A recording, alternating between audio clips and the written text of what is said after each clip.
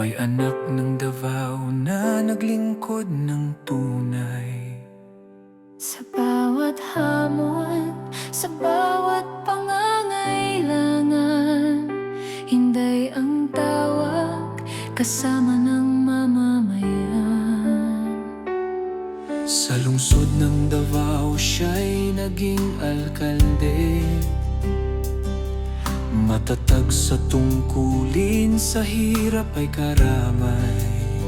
Sa unos at lindol, sa bahat, kalamidad, kamay ng serbisyo'y kanyang inilalaban. Kapayapaan, kaayusan, kanyang pinahalagahan. Kaligtasan ng tao'y laging binabantayan. Sa oras ng panganib, mabilis ang pagtugon.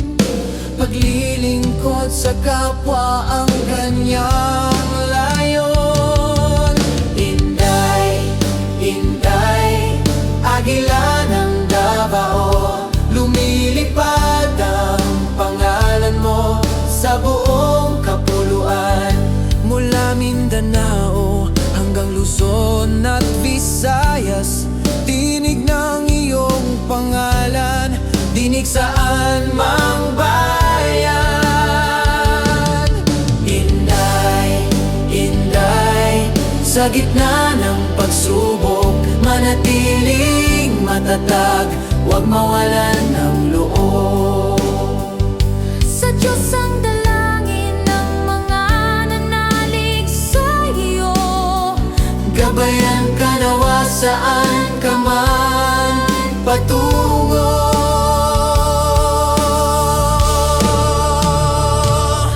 Lumipas ang panahon, lumawak ang pagkilala, mula sa sariling lungsod hanggang buong bansa.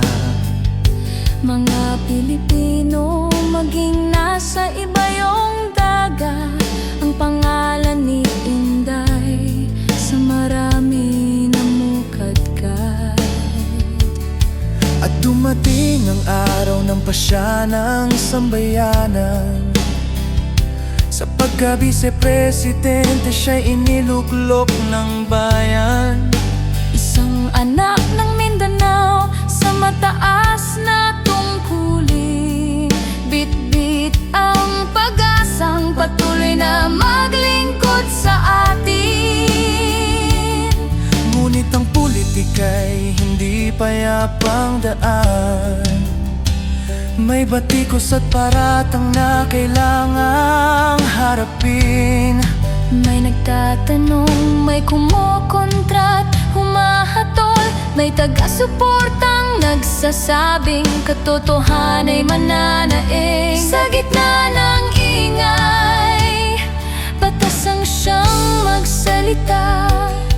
Katotohanan sana'y luminaw sa mata ng madla, Sapagkat ang bayan ay nararapat lamang sa hustisyang patas at walang kinikilingan. Hinday, Inday,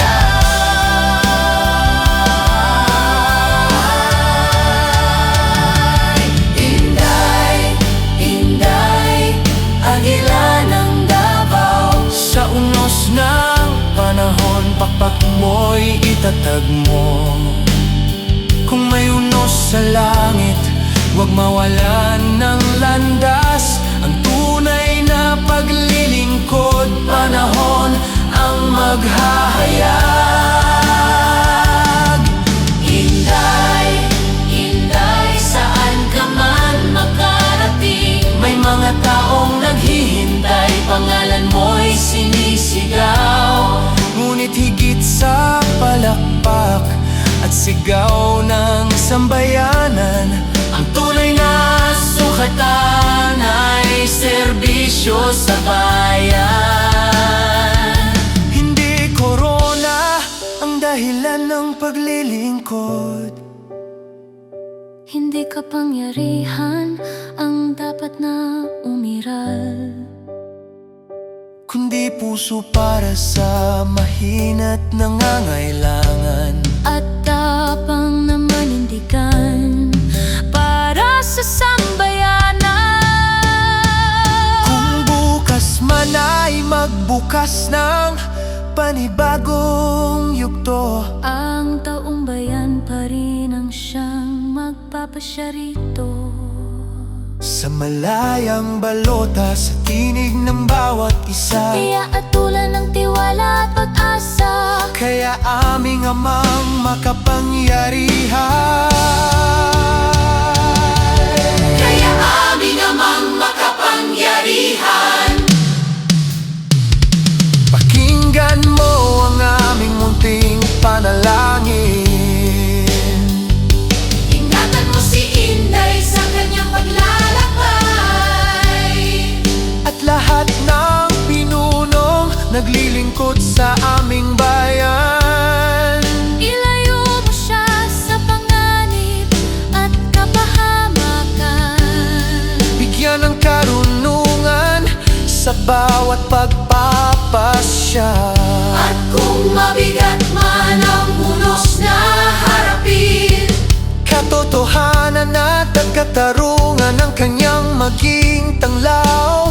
Pilituso para sa mahina't nangangailangan. At tapang na manindigan para sa